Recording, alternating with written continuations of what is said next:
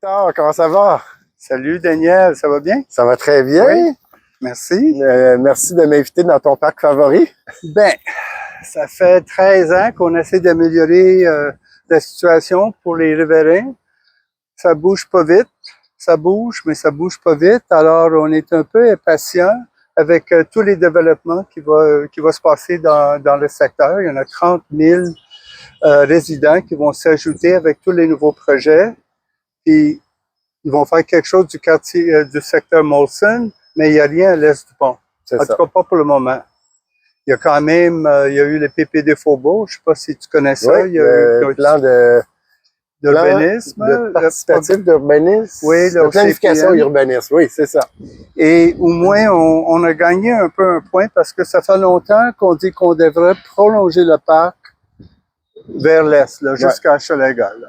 Alors, la ville a accepté, ils ont mis leurs intentions de le faire quand c'est l'MTQ, c'est le gouvernement provincial du transport du Québec qui sont responsables pour ça, qu'on appelle la friche. Ouais. Alors, éventuellement, on peut agrandir le parc. Là, ça va être, je pense, presque 1 kilomètre à l'est puis à l'ouest, presque au pont.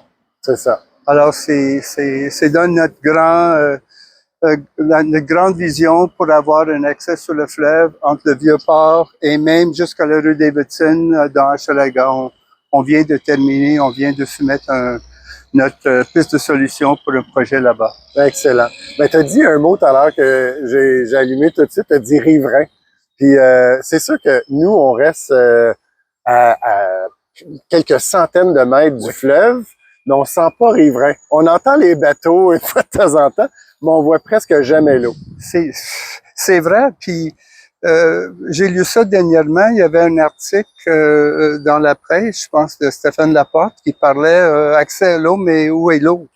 Alors, je pense que c'est probablement assez courant qu'il y ait des gens qui habitent le secteur de Sainte-Marie qui ne savent pas que le fleuve est là.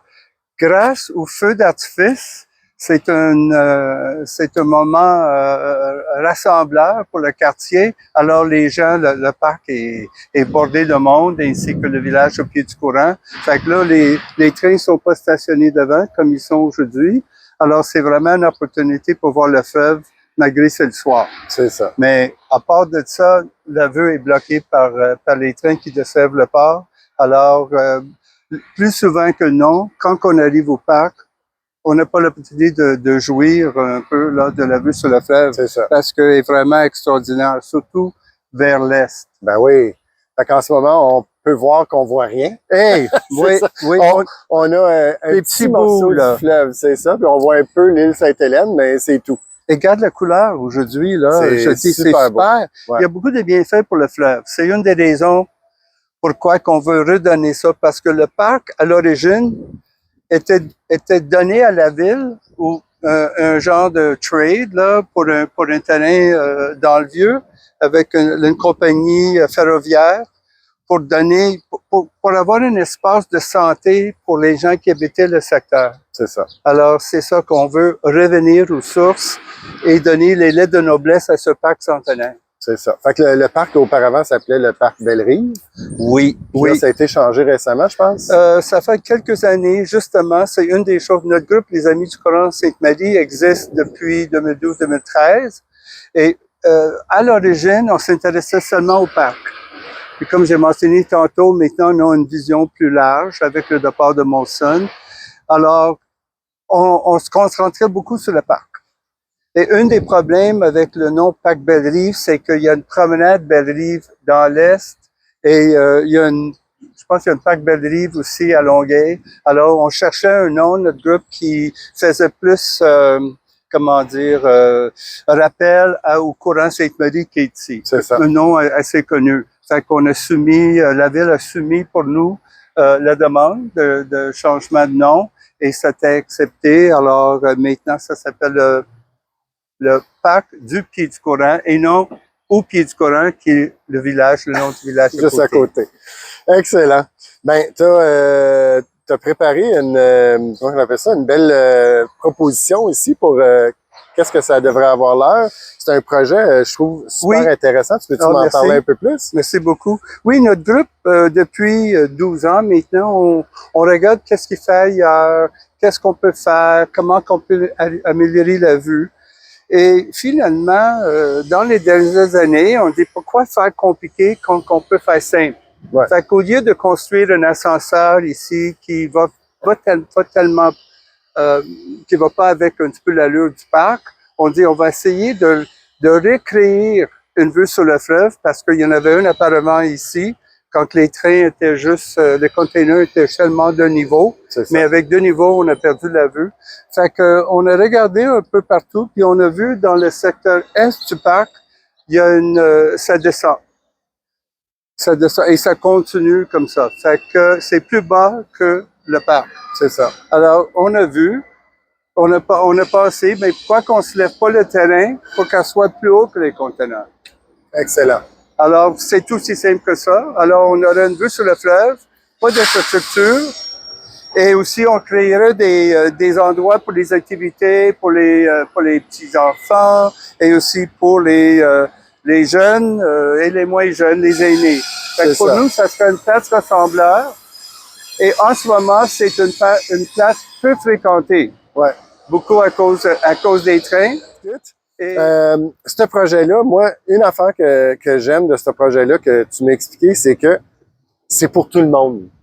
On parlait, tu sais, c'est pour les jeunes, pour les personnes plus âgées, mais c'est aussi pour les gens qui sont un peu plus actifs. C'est aussi, tu sais, on a différents strates de la société ici qui habitent Sainte-Marie. On a des nouvelles constructions qui sont juste là, qui vont apporter encore plus de monde. C'est vraiment une super bonne idée. Ben, merci beaucoup.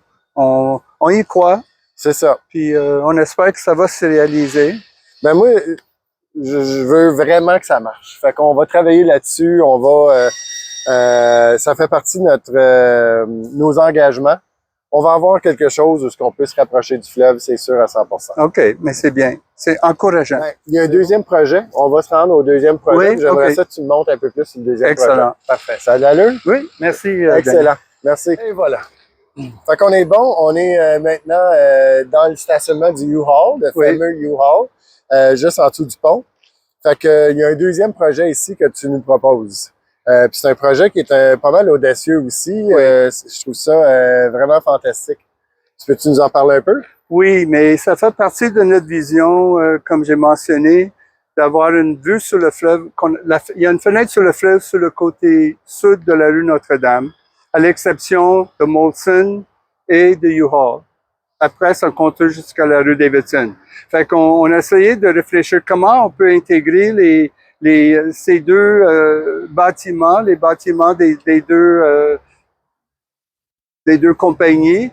Comment on peut les intégrer? Molson, qu'est-ce qu'ils vont faire? Ils vont travailler avec la ville pour prolonger la rue de la commune, puis ils vont soulever le terrain, comme on veut le faire pour un promontoire, pour être plus haut que les trains. Fait qu'imagine, regarde, les trains sont à côté, là. Ouais. C'est un bon 5-6 mètres, là. C'est ça. Fait que ça, c'est la solution Molson qu'on adopte un peu pour le promontoire.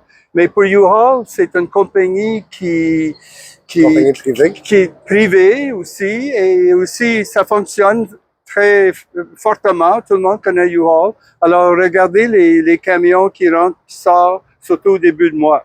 Fait qu'on essaie de voir qu'est-ce qu'ils faisaient ailleurs, qu'est-ce qu'on pourrait appliquer ici dans ce terrain-là, terrain privé, il faut le dire, qui permettrait les services de continuer. C'est ça. Fait qu'on a pensé, on a vu qu'est-ce qui se fait dans beaucoup de villes, les gens qui copient le High Line et qui font des promenades sur pilotis. C'est ça. Alors, il y en a dans plein d'autres villes, il y en a même à Montréal, à UDM, là. Il y a une promenade sur pilotis sur les terrains, les anciens terrains de CP, là, les voies ferrées. Ouais. Fait qu'on a imaginé, c'est ça, une infrastructure ici qui serait plus haut que les trains, qui permettrait les camions de circuler et qui passerait à travers le bâtiment Canadian Rubber qu'on voit à New York dans le High Line et intégrer ce bâtiment-là. Ça pourrait être un café, un restaurant, une galerie et ça pourrait sortir du côté de la rue Papineau et rejoindre le quartier Molson. Alors, on continue la promenade. Parce qu'on le voit déjà ici, là, juste en arrière de nous. Les camions sont stationnés, mais il y a presque une voie là, qu'on peut aller, qu'on peut filer avec le train. Là. C'est vraiment incroyable. C'est intéressant parce que c'est sûr qu'on a appliqué notre comment dire notre projet sur le terrain ici, mais ça pourrait peut-être se passer sur les voies ferrées aussi. Je crois que la première voie ici appartient à CP. Ça, c'est le problème. Il y a des voies de CP, il y a des voies du port.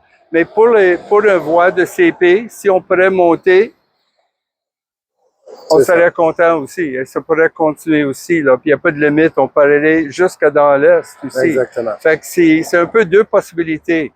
Mais on n'a pas contacté CP. Ce n'est pas facile de contacter les compagnies ferroviaires. Ils sont là avant la Confédération. Alors, on veut essayer de voir qu'est-ce que U-Haul peut faire. Mais c'est certain que la ville doit être impliquée. Parce que là, on parle peut-être de droit aérien, on parle de qui est responsable, s'il y a un accident, qui fait l'entretien.